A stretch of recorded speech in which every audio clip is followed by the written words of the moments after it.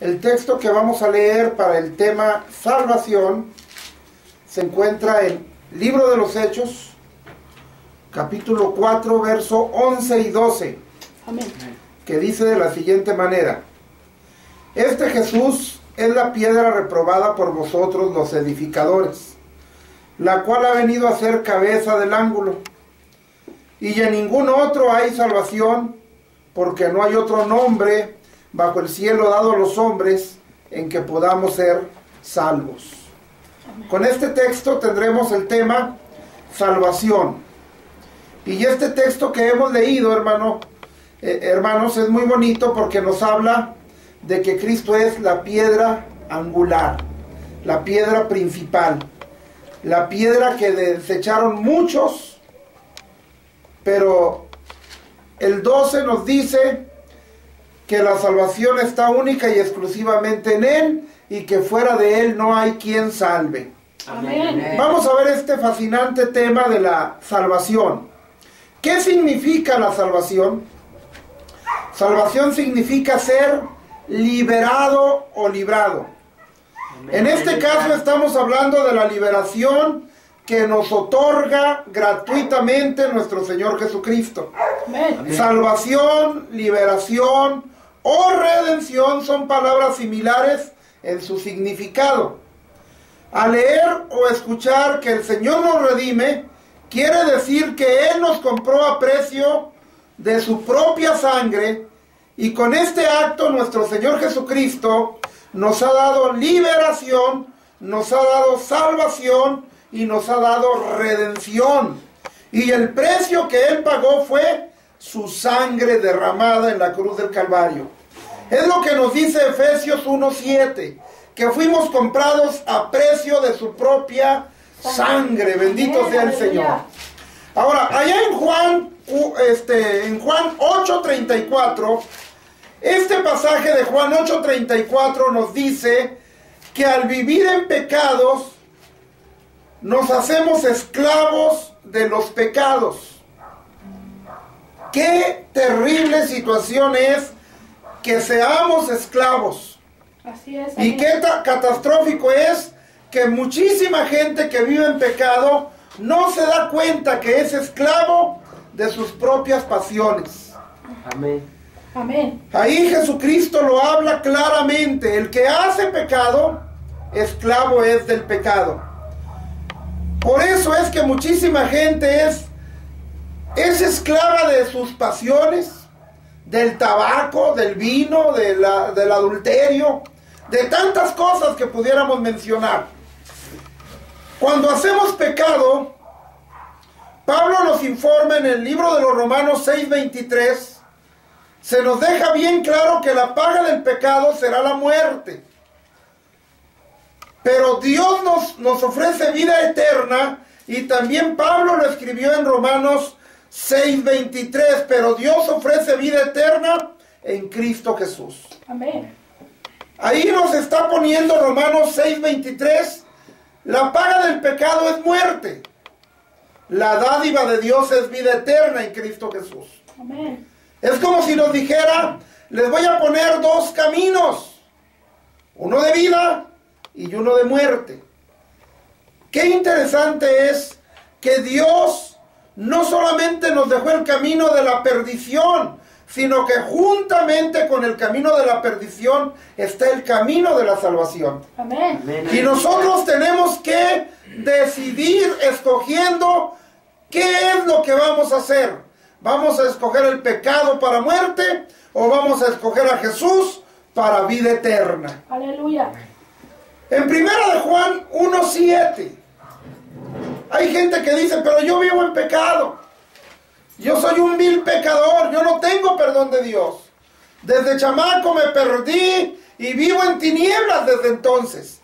Pues 1 de Juan 1:7 dice que la sangre de Jesucristo, su Hijo, nos limpia de todo pecado. Amén. Ahora, muchas de las veces solo mencionamos eso, pero el versículo completo dice, si andamos en luz como Él está en luz, y tenemos comunión los unos con los otros, la sangre de Jesucristo, su Hijo, nos limpia de todo pecado.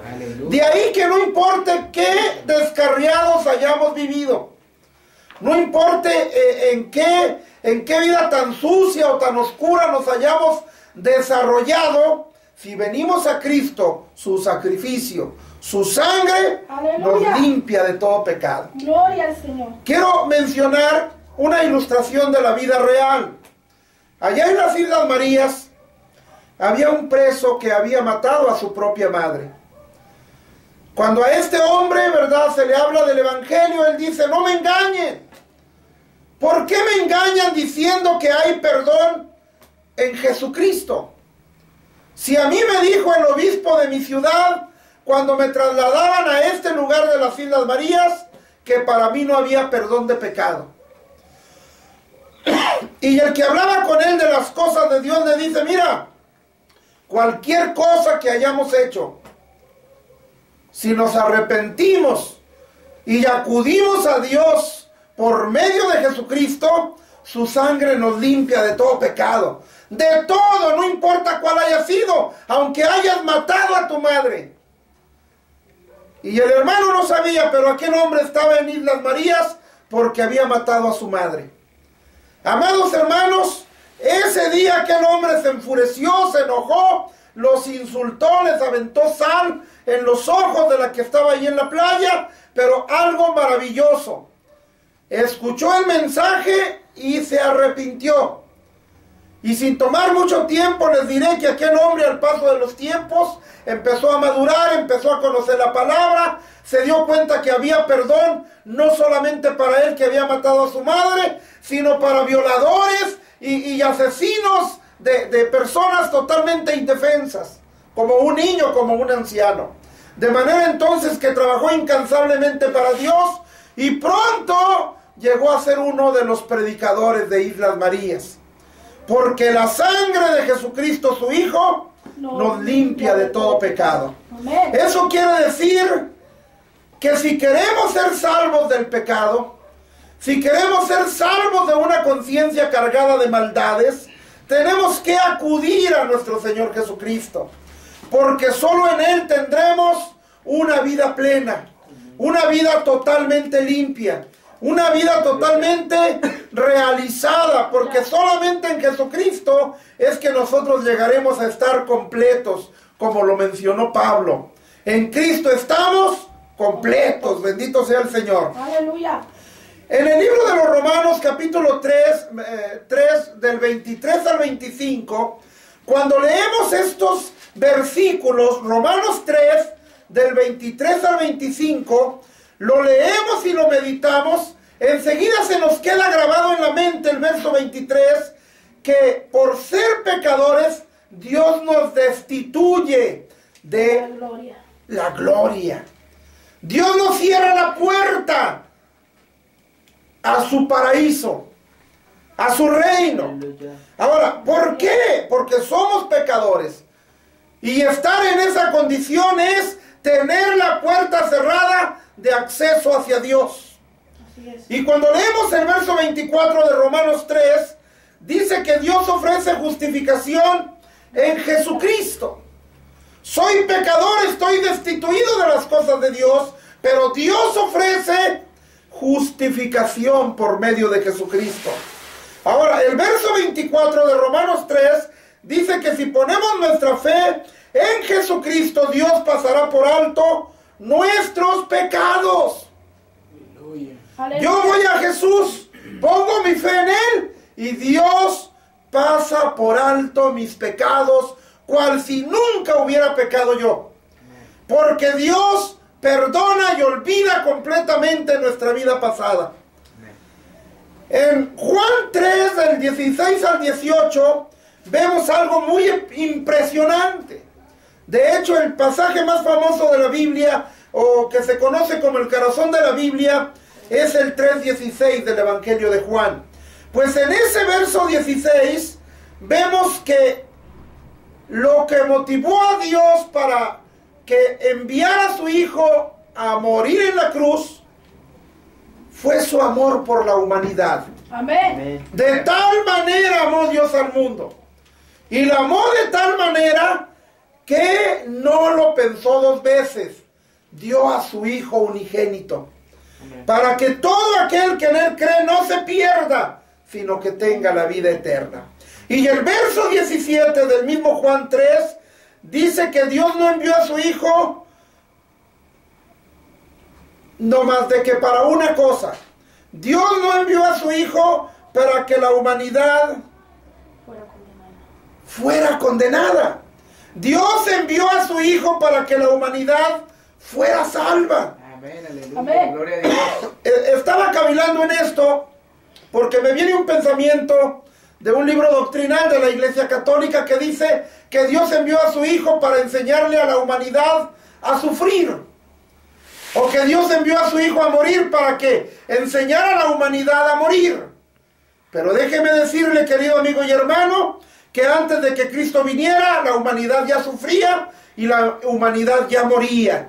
Si leemos con detenimiento Juan 3:17, nos vamos a dar cuenta que Dios envió a su Hijo para que la humanidad fuera salva, que no se perdiera, que no se fuera al infierno, sino que viniera a los pies de Jesucristo y fuera una vida totalmente cambiada. El verso 18 dice que todo aquel que en Él cree no será condenado.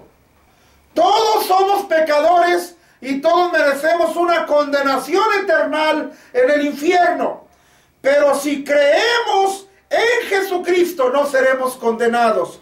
Es lo que dice Juan 3:18. Aleluya. Así es que, queridos hermanos y amigos, no quitemos nuestros ojos de Jesús. Amén. Porque sólo así seremos liberados. Tenemos que estar como Moisés, como nos dice el libro de los Hebreos en el capítulo 11, que Moisés se sostuvo siempre como viendo al invisible.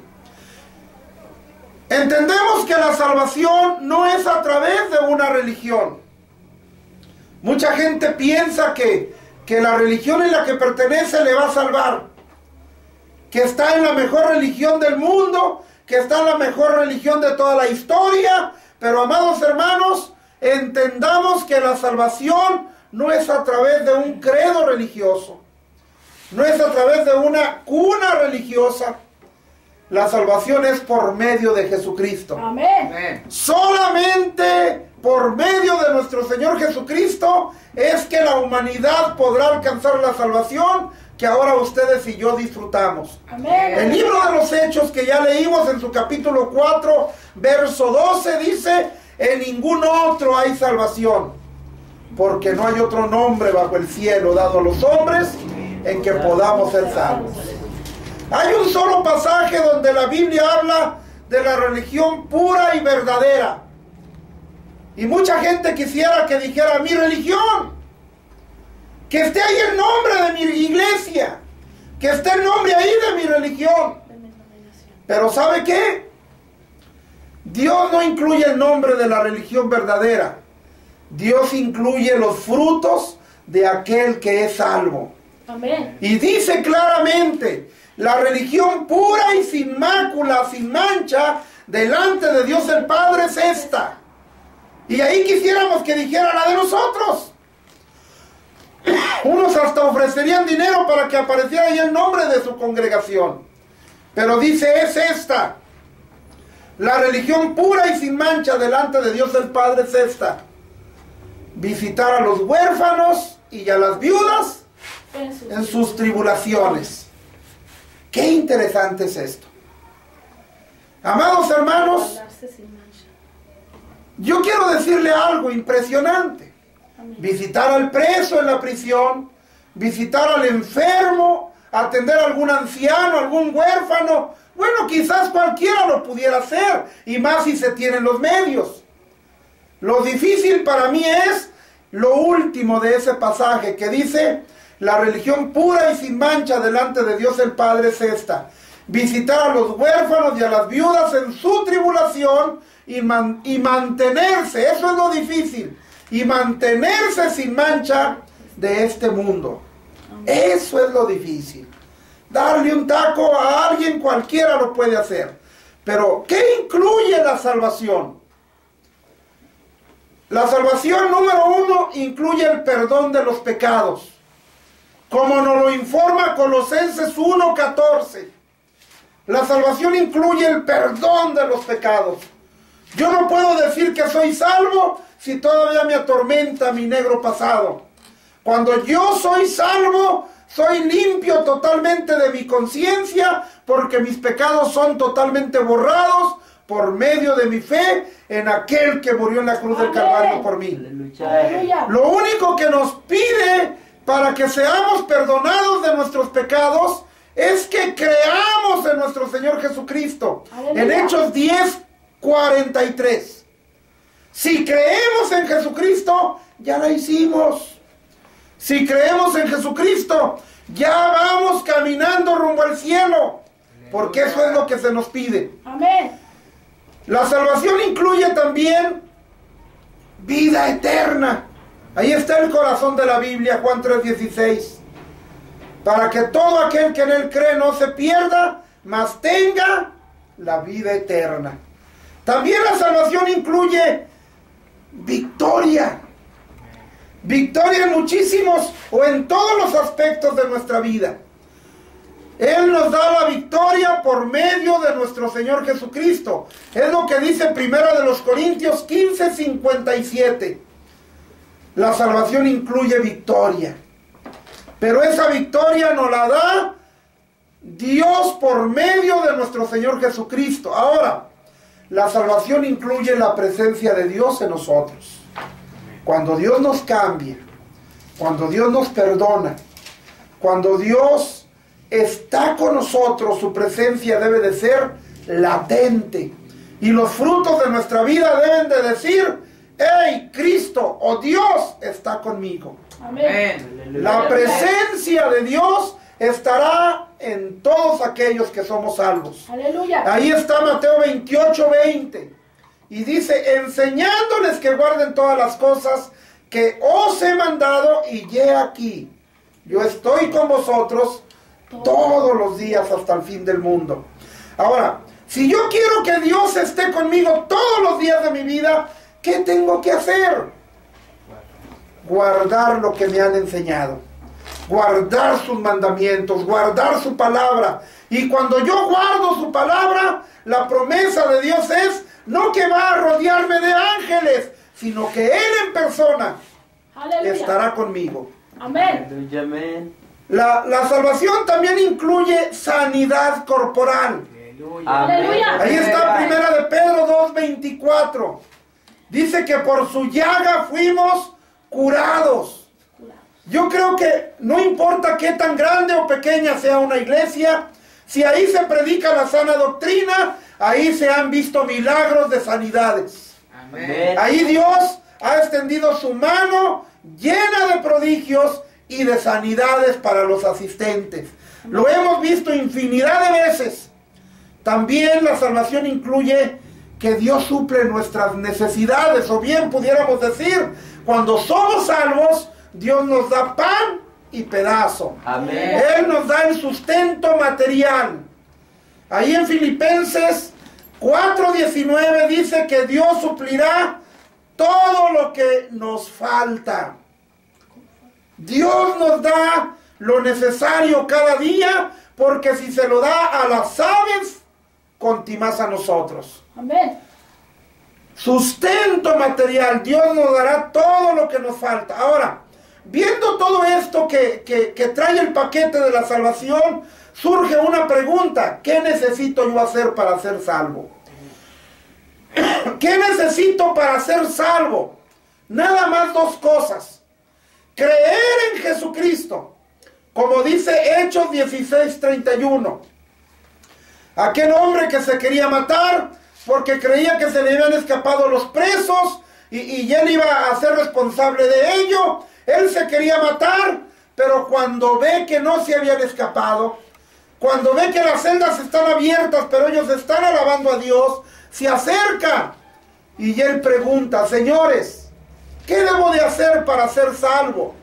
Y los apóstoles, los hijos de Dios, le dicen a aquel carcelero, le dicen: solamente cree en el Señor Jesucristo. Amén. Y cuando tú creas en el Señor Jesucristo, vas a ser salvo. Amén. Tú y toda tu familia. Claro que ahí menciona tu casa, pero no habla de la casa, del edificio, sino de los que viven en la casa, los que viven en ese edificio. Amén, amén. Cree en el Señor Jesucristo. ¿Qué necesito para ser salvo? Creer en Jesucristo. Ahora, no basta con creer, porque aún los demonios creen y hasta tiemblan. Yo tengo que creer en Él, y como creo en Él, tengo que arrimarme a Él y recibirlo. Como dice Juan 1:12, mas a todos los que le recibieron, a los que creen en su nombre, les dio potestad de ser hechos hijos de Dios. Amén, aleluya. Entonces, ¿qué necesito para ser salvo? Número 1, cree en el Señor Jesucristo. Número 2, recibe a Jesucristo. Cuando esto se hace con un corazón sincero, sucede algo extraordinario. Pasamos a ser totalmente diferentes, cual si fuéramos otra persona. Por eso dice 2 Corintios 5:17, si alguno está en Cristo, nueva criatura es. Las cosas viejas pasaron, he aquí todas son hechas nuevas. Queridos hermanos y amigos, este es el primero de 12 temas que vamos a estar predicando. Esperamos que sean de mucha bendición para su vida. Esto no son profundidades de la Biblia, simple y sencillamente son el ABC del cristianismo. Los primeros pasos en la vida cristiana, o temas para afianzar nuestra fe en el Señor. Así es que les invitamos a que escuchen, ¿verdad?, este mensaje en compañía de los próximos 11 que próximamente vamos a estar subiendo, ¿verdad?, para que todos los disfrutemos. Dios les bendiga y les amamos en el Señor.